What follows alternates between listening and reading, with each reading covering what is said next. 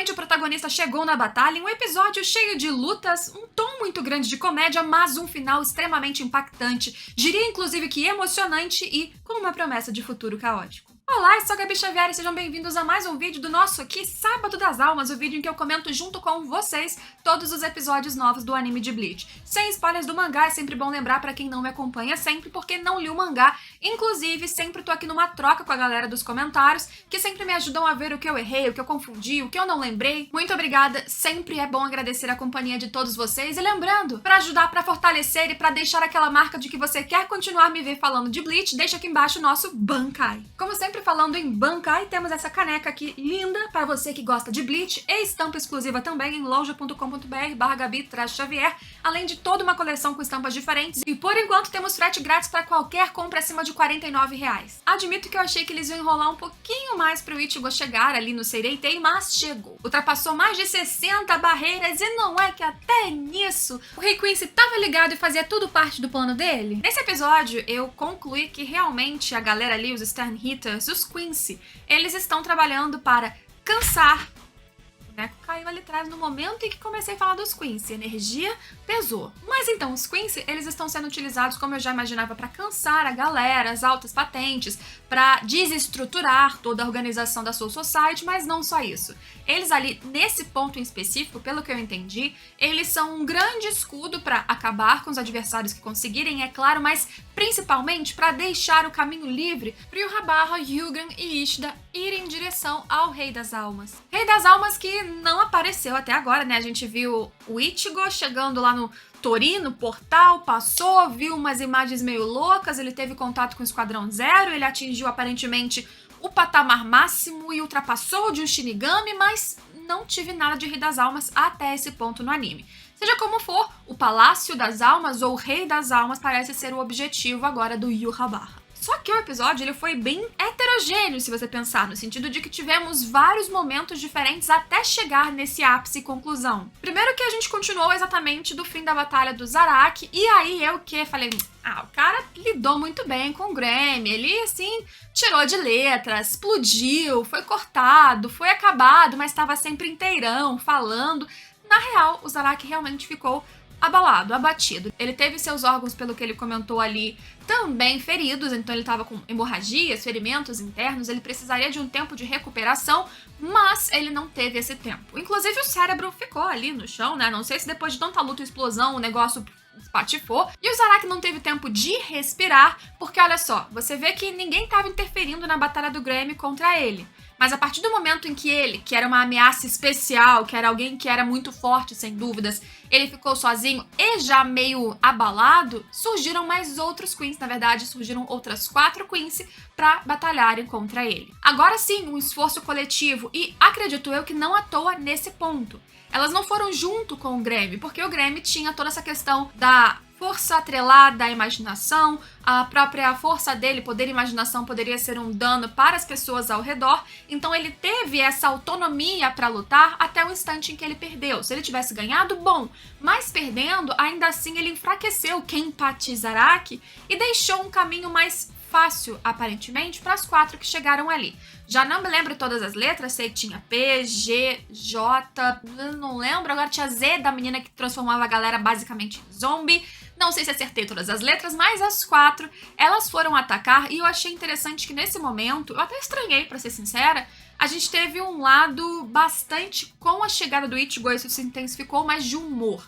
Porque elas não são exatamente amigas, companheiras, elas estão atacando junto, mas não numa espécie de unidade, de vamos somar o nosso poder pra, de forma harmônica, derrotarmos esse inimigo. Não, vai uma atacando, de vez em quando uma discorda da outra, do que vai fazer, de como vai utilizar, e se tiver no caminho acaba batendo na outra também, quase cortando a cabeça, e assim vai. E não existe uma luta, na verdade, contra o Zaraki, ele tá acabado, ele basicamente seria abatido se não fosse a chegada do Ichigo. E a chegada do Ichigo, ela é já anunciada pelo olhar da Rukia e do Byakuya, que veem, que sentem essa pressão espiritual descendo. Eles já sabem que é o Ichigo, e a chegada dele, ai que felicidade que me deu, Porque não só é um momento icônico dele descendo super rápido, destruindo tudo ali no caminho, mas também porque vem com Number One. Eu acho que Number One só tocou no primeiro episódio desse arco em si, lá na primeira parte que a gente viu no ano passado, também com a chegada do Ichigo.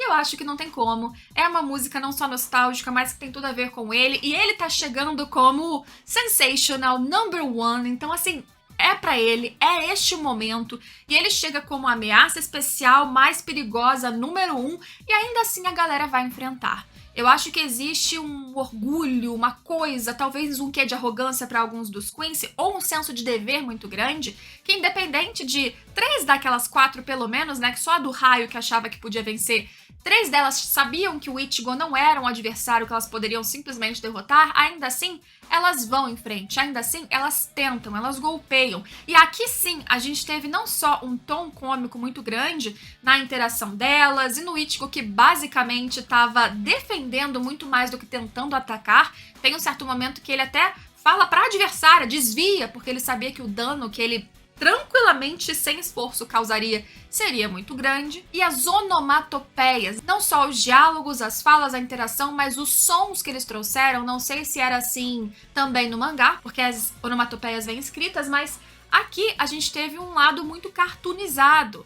Uns põe, tem, uns barulhinhos assim, que a gente geralmente vê em cartoon ocidental, inclusive vinculado a humor.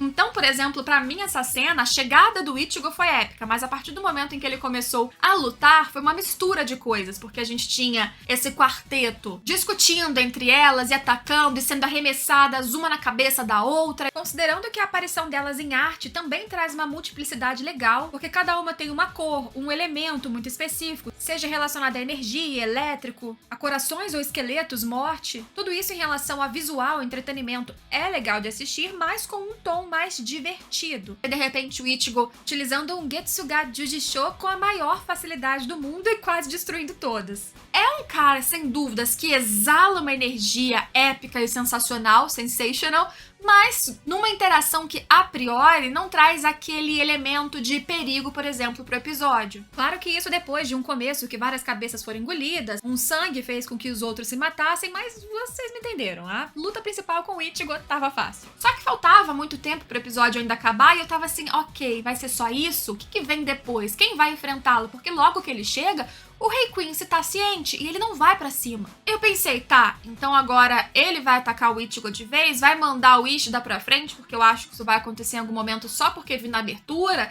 Qual batalha vai? Qual desses 3 vão enfrentá-lo? E nenhum deles o foi enfrentar, porque ele tava o tempo todo sendo distraído por essas 4 e por todos os outros que estavam chegando ali. As 4, inclusive, ativam o Volstagr, a Bankai dos Quincy, e parece quase transformação de garotas mágicas, então é mais um elemento pra deixar esse episódio misturado, ou como eu disse, heterogêneo, tem várias referências a cartoon, a Mahou Shoujo, fora o lado, é claro, de Battle Shonen. Mas eu ainda tava na ansiedade de entender, ok, esse cara tem muito pra apresentar, elas não vão derrotar ele, então eu quero que a coisa avance. E aí, quando os outros Quincy vão chegando, aí que eu comecei a me ligar. Ok, eles sabem a ameaça que esse cara é, e eles sabem, vi de um dos Quincy que tava ali vendo toda a articulação e posição do rei, e as peças se movendo. Eu lembro qual era a fala, mas dava a entender que ele esperava ser um dos escolhidos no final, como se ele já soubesse, ele como Quincy, que a maioria deles vai ser sacrificado, vai morrer em prol do plano. E eu acho que a mentalidade é essa. Posso estar enganada, mas a minha impressão é que cada um deles ali tá pronto não só pra ganhar as glórias de quem sabe dar a sorte de derrotar um cara como Ichigo,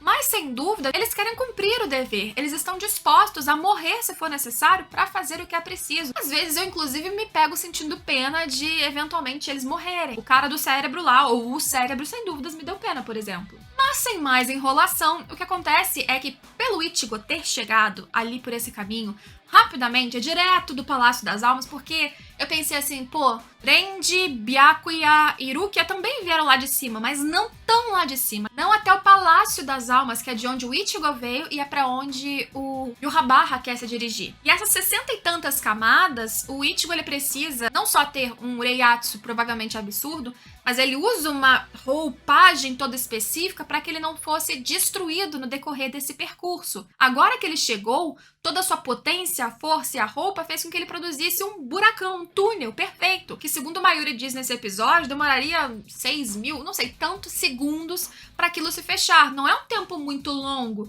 mas já que o Rei Quincy ele sabe exatamente para onde ele quer ir e qual o seu objetivo, o seu time tá distraindo, desfocando o Ichigo e ele vai em direção ao túnel. Ele, Hyuugram e Ishida. O Ichigo ele só consegue ficar frente a frente com o Ishida, inclusive depois, porque Erenji e Byakuya e acho que a Ruki ainda tá em stand-by, porque ela se forçou muito com a sua Bankai, mas os dois e outros que estão ali começam a lutar contra esses Quincy para permitir que o Ichigo chegasse até o rei. Pelo que eu compreendi nesse episódio, pelo menos até esse ponto, o Ichigo não conseguiu impedir a subida ou o começo da subida do rei Quincy. E ainda teve um momento, gente, o final me impactou muito. Não sei se estou sensível, mas admito que meus olhos encheram um pouquinho de lágrimas. Que não quando o Ichigo começou a confrontar o Ishida, mas sim, achei tenso o momento dele descobrir que o seu imagino que considere amigo, tá ali do lado do rei, ele perguntando o que você tá fazendo aí, e o Ishida não dá qualquer explicação, ele só diz, desiste, não desperdiça a tua vida lutando contra o nosso rei. Então ele já abraça aquele discurso e uma postura muito assim de não vou dar pra trás, agora eu tô do lado desse cara. Eu ainda bato na tecla que esse cara tá fazendo a gente duplo, mas até onde ele vai eu não sei, tô ficando tensa porque ele atira contra o Ichigo nesse episódio e me dá a impressão de que o Ichigo ele não deixou, por exemplo, o rei ir ou não conseguiu alcançá-lo porque estavam muito na sua frente. A gente descobriu recentemente que a velocidade dele é absurda, é surreal. Ele provavelmente conseguiria alcançá-los antes deles iniciarem a subida, mas o choque dele ver o amigo ali na frente, de não ter explicações, fez com que ele perdesse realmente o foco. Eu acho que, inclusive, já vendo que o Rei das Almas é cheio dos planejamentos e sabe tudo o que vai acontecer, estar com o Ishida ali também foi uma forma de ter um escudo ou uma carta na manga para distrair de novo o Ichigo. A galera lá atrás não era para distrair ele, para deixar que ele não chegasse a tempo, para que ele lutasse lutas fáceis para ele hoje, mas que tirassem ele do caminho que ele precisava para enfrentar o rei. Então, o Ishida funciona da mesma forma, ele mexe com o emocional. E pra melhorar tudo, e aí sim foi o momento que meus olhos encheram um pouquinho de lágrimas, foi quando chegaram ali, do nada, no momento perfeito, na hora e no local perfeito. Primeiro o Shed, e em seguida a Orihime. E assim, eles num lado, o Ishida no outro, e todos eles assim, no começo da temporada, tava todo mundo junto num quarto, e agora eles se confrontando, aí deu uma mexida, me deu uma sensação assim ruim, por mais que eu ainda tenha esperanças no Ishida de alguma forma, fico com raiva ao mesmo tempo e me deu pena da situação em si. Então eu acho que foi um final emblemático e, de novo, eu acho que ele não seguiu em frente sabendo que provavelmente para ele enfrentar, por exemplo, hoje o rei, tentar lutar com ele ali mesmo, antes dele iniciar a subida que fosse, ele precisaria primeiro enfrentar esse amigo e aí ele não conseguiu. Ele travou. As suas falas já não eram mais para questionar ou para indagar o Rei Quincy, era para questionar o Ishida. E nisso, a galera foi subindo, né? Os três começam o caminho, não sei se o Ichigo vai conseguir ir atrás, ou se ele vai simplesmente ficar ali embaixo, porque também há uma necessidade dele lutar ali. Todos os Quincy ficaram, e aí mais uma vez reforça essa minha visão, se está errado ou certo eu não sei, mas de que essa galera ficou ali para se sacrificar se precisar, para executar o plano de distrair todos, enquanto a verdadeira missão desse rei tá lá em cima. E aí tem o questionamento que também é feito nesse episódio, né? O que a galera do Esquadrão Zero tá pensando? Porque eles têm que ficar lá, eles sobretudo, imagino, protegeriam o Rei das Almas ou o Palácio das Almas, mas eles não imaginaram que isso pudesse acontecer ao mandar o Ichigo, e agora eles não estão cientes de que isso vai acontecer, está acontecendo, qual será a atitude deles nesse momento? Então, são muitas perguntas que vêm na minha cabeça, muitas expectativas, e um momento que já tá acelerando muito antes de eu imaginar. O Ichigo que só mostrou um pelinho, assim, um soprinho de como ele tá com uma energia, uma pressão espiritual bizarramente acima do que era antes, e momento de humor passado nesse episódio. Eu acho que daqui pra frente vai ser uma mescla um pouquinho mais equilibrada e com muito mais tensão, como a gente estava vendo até então. Me conta vocês o que vocês acharam desse episódio. Se quiserem que eu continue comentando todas as semanas, não esqueçam do Bankai aqui nos comentários e podem me corrigir, falar coisa que eu errei, que eu falei errado, não tem problema. Eu sempre tento melhorar, é claro, mas a parte mais divertida pra mim é eu não pesquisar no Google, é eu não ficar aqui atrás das respostas certas e trocar com vocês, fãs de longa data de Bleach ou não, pra gente se divertir toda semana aqui juntos e tá sendo muito especial pra mim. Então você que chegou até este final, muito obrigada mais uma vez e a gente se vê nos próximos vídeos. Tchau, tchau!